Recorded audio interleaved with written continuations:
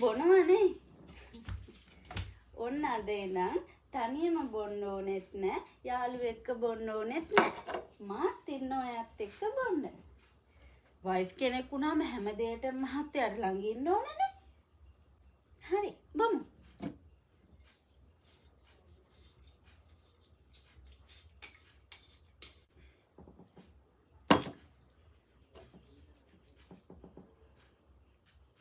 Cheers එහෙනම්.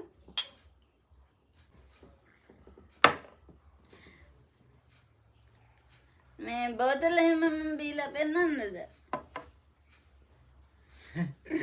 ඔයා මරුනේ මරු ආතල්නේ ගන්න බීපුවාම. මරු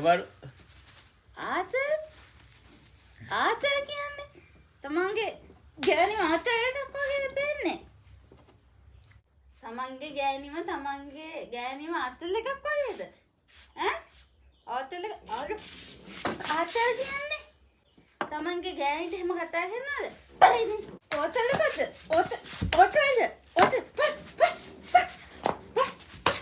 තමන්ගේ ගෑණිව ආතල් එකක් විදිහට පෙනේ.